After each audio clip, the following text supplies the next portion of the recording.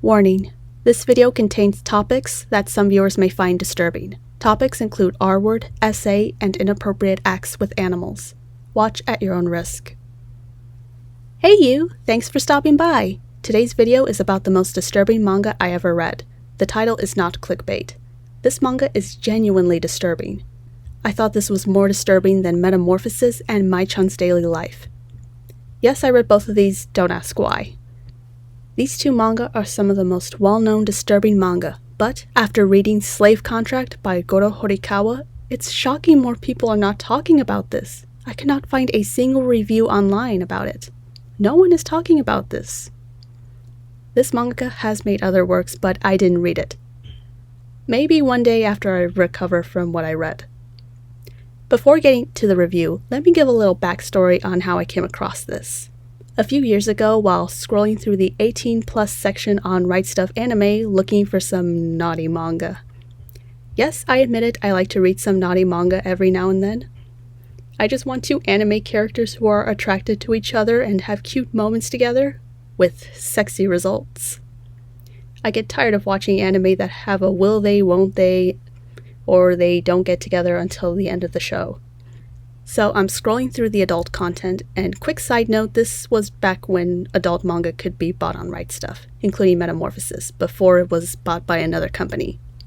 I'm very picky about my manga, and most of the covers did not appeal to me until I saw this cover. Before thinking of buying, I decided to read it online. What is Slave Contract about? It's a collection of 6 short stories about girls who are forced into doing sexual acts and taken advantage of by older men. It reminded me of Metamorphosis and how poor Saki was taken advantage of by people she thought cared about her. Since this manga contains disturbing content, for this review I have to watch what I say to please YouTube. None of the graphic scenes will be shown. If these topics are too disturbing for you, it is okay to click off. Your mental health comes first. Now, let's get into Slave Contract. The first story follows a schoolgirl named Fuyuko. The Fuyu in her name means winter, and she believes springtime or good times will come no matter how bad. This panel with her petting the dog is innocent at first, but by the end this seems like creepy foreshadowing, and you will see why. Her father left the family when she was little, leaving them in debt, and her mother is ill. The men she owes money to become impatient, and Fuyuko becomes desperate. They offer her a chance to work off her debt by starring in adult films, and she is horrified at the idea at first. Eventually, she agrees to meet these men at this, studio. Ooh, this is going to be a hard review. They instruct her to undress, and she loses her innocence while a group of men watch and film it. Another guy joins in as well. In another scene, she is in her birthday suit, tied up, and has an object inserted between her legs. Being tied up is a recurring thing throughout the manga. When she gets home, she breaks down and sobs.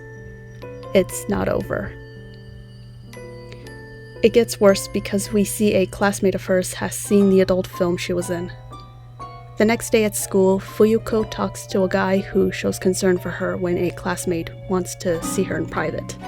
He and his group of friends reveal Fuyuko's secret, and if they don't want it getting out, she would have to do special favors for them. She performs these special favors including licking their popsicles. I don't know a better term for this. When she finishes performing these favors, she is in her birthday suit and covered in a white substance. When she gets home, she finds one of the men she owes money to waiting, and he begins to force himself on her. She tries not to make noise as her mother is sleeping in the next room. Fuyuko cannot escape what's happening to her, not at school and not at home. When the man finishes, he reminds her they are filming again tonight. When he leaves, she hears her mother coughing blood. Fuyuko rushes to her side, but it's too late and her mother passes away. We get a flashback to when Fuyuko's father left and his last words were telling her not to cry, and she has to be brave. Fuyuko continues doing degrading acts in adult films until her family's debt is paid off, even missing school. The boy from earlier worries about her absence.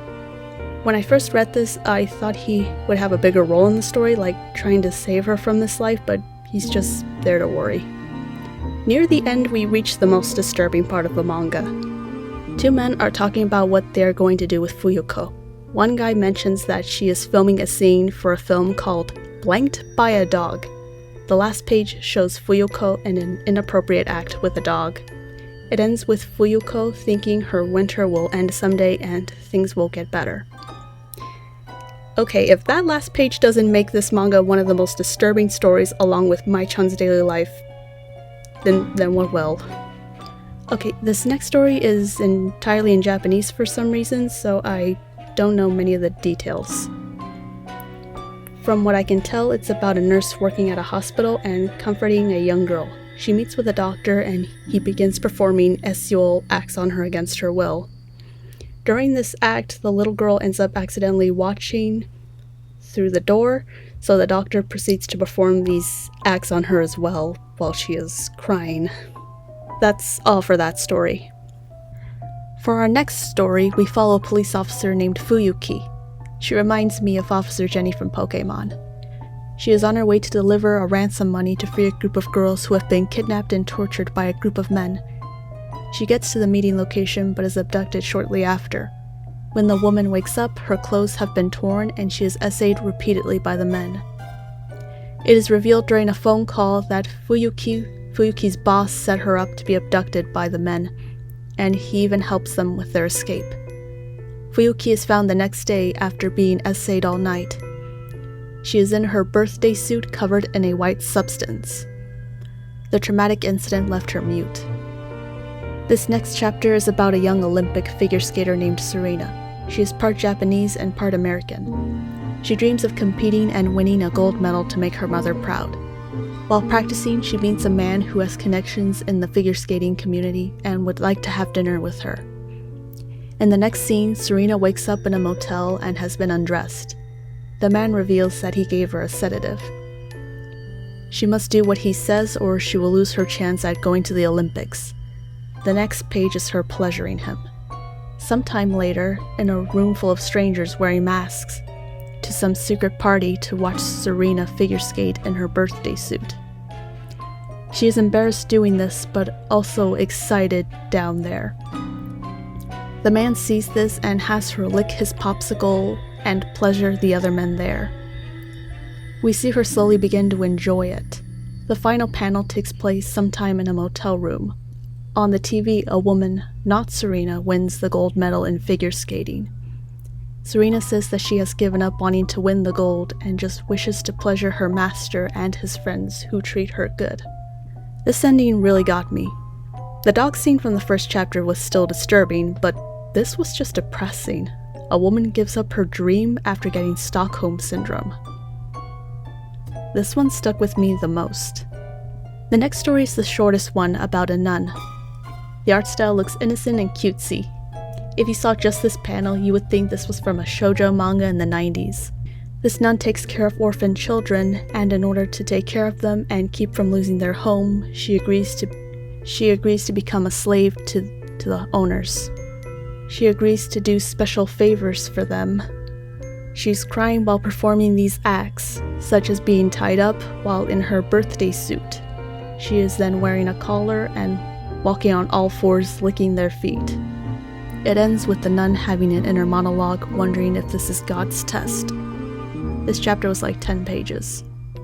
The final chapter follows a schoolgirl named Saori who comes from a wealthy family.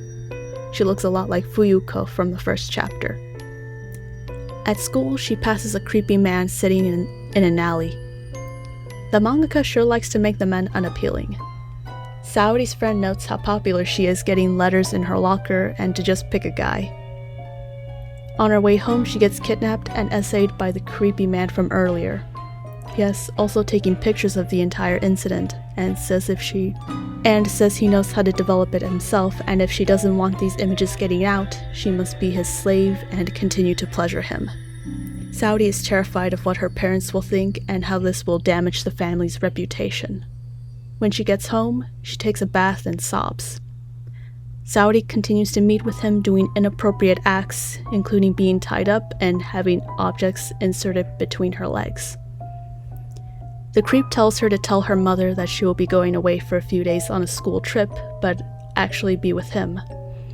During dinner, Saori struggles to tell her mother the truth and get help. In the next scene, we see that she ended up being with the creep. They are walking through a crowd. She is wearing a trench coat, but nothing underneath. Saori says she feels hot, so the creep opens her coat and she screams for fear of someone seeing her exposed chest. The creep has a collar around her and makes her go to the bathroom like a dog in a public park, then F's her. Remember, Saori is being blackmailed into doing this. If this was between consenting adults, it wouldn't be an issue. It ends with Saori in her birthday suit being tied up, with an object inserted into her, left in a public bathroom to wait for him to get her in the morning. Saori's last thought is wishing someone would F her hard. That's it. That's slave contract. Well, that was a roller coaster of despair. Each chapter I felt ended abruptly. No happy ending, no punishment for the villains. Just no resolution. Part of the reason Metamorphosis is disturbing is because it's loosely inspired by real events. I can imagine the events in Slave Contract happening to some poor woman in the world. Maybe some of you watching will disagree and think this is just some person writing their sick fantasies. It's nothing more disturbing than the other manga out there. Some of you may be thinking, how is this more disturbing than the blender scene from Mai-chan's daily life?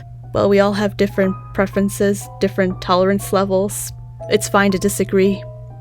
This manga just hit differently and stuck with me than any of the gore that I've come across. This is the type of story that makes me think we need to check the mangaka's search history.